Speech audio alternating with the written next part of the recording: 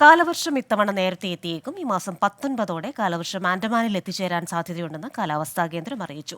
11 ജില്ലകളിൽ ഇന്ന് യെല്ലോ അലർട്ടാണ്.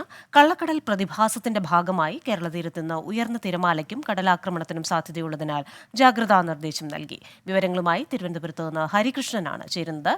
ഹരി, സാധാരണ കാലവർഷം ജൂൺ ആദ്യവാരമാണ് എത്തുന്നത്. ഇത്തവണ അത് നേരത്തെ തന്നെ ഉണ്ടാകും, ഈ അവസാന ആഴ്ചകളിൽ തന്നെ ഉണ്ടാകുമെന്നാണല്ലോ മുന്നറിയിപ്പ്. അതേപോലെ തന്നെ ഇന്ന് ഉയർന്ന തിരമാലയ്ക്കും കടലാക്രമണത്തിനുമുള്ള സാധ്യത അതും നൽകിയിട്ടുണ്ടല്ലോ.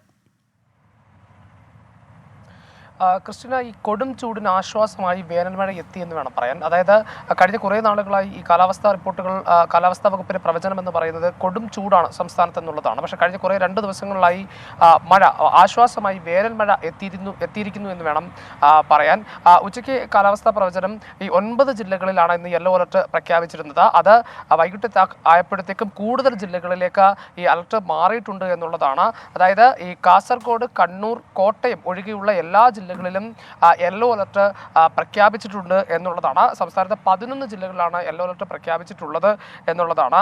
ഈ കാലവർഷത്തിന്റെ കാര്യം പറയുകയാണെങ്കിൽ ഈ മെയ് 19 കൂടി ഈ തെക്കൻ കിഴക്കൻ ബംഗാൾ ഉൾക്കടലിലും തെക്കൻ ആൻഡമാൻ കടൽ നിക്കോബാർ ദ്വീപുകളിലും ഈ ഇത് മഴ എത്തിച്ചേരാൻ സാധ്യതയുണ്ടെന്നുള്ളതാണ് കാലാവസ്ഥാ വകുപ്പിന്റെ ഏറ്റവും പ്രധാനപ്പെട്ട ഒരു പ്രവചനം എന്ന് പറയുന്നത്.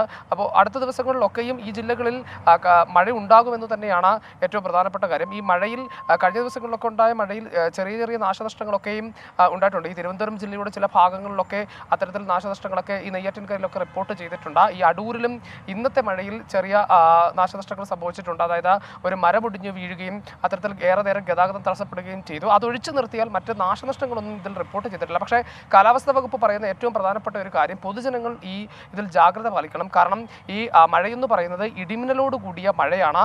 ഈ 40 കിലോമീറ്റർ മുതൽ 50 കിലോമീറ്റർ വരെ ശക്തമായ രീതിയിൽ കാറ്റ് വീശാനുള്ള സാധ്യതയുമുണ്ട്. അതിനോടൊപ്പം തന്നെ ഇടിമിന്നലും ഉണ്ടാകും. ആ ഇടിമിന്നൽ ജാഗ്രതാ നിർദ്ദേശം കൂടി പാലിക്കണം എന്ന തരത്തിലൊരു നിർദ്ദേശം കൂടി കാലാവസ്ഥാ വകുപ്പ് പറയുന്നുണ്ട് എന്നുള്ളതാണ്. അത് മാത്രമല്ല, ഈ കള്ളക്കടൽ പ്രതിഭാസത്തിന്റെ ഭാഗമായി സംസ്ഥാനത്ത് ഉയർന്ന കടൽക്ഷോഭത്തിന്, ഉയർന്ന തിരമാലയ്ക്ക് സാധ്യതയുണ്ടെന്ന് സമുദ്രസ്ഥിതി പഠന ഗവേഷണ കേന്ദ്രവും മുന്നറിയിപ്പ് നൽകുന്നുണ്ട്. അതിന്റെ അടിസ്ഥാനത്തിൽ ഈ തീരദേശത്ത് താമസിക്കുന്നവരും പൊതുജനങ്ങളും മത്സ്യബന്ധനത്തിന് പോകുന്നവരും ജാഗ്രത പാലിക്കണമെന്നും ഈ സമുദ്രസ്ഥിതി പഠന ഗവേഷണ കേന്ദ്രം മുന്നറിയിപ്പ് നൽകുന്നുണ്ട്. ഏതായാലും ഇന്ന് ഈ 11 ജില്ലകളിൽ പുതുക്കിയ മഴ മുന്നറിയിപ്പ് പ്രകാരം 11 ജില്ലകളിലാണ് യെല്ലോ അലർട്ട് എന്നുള്ളത്.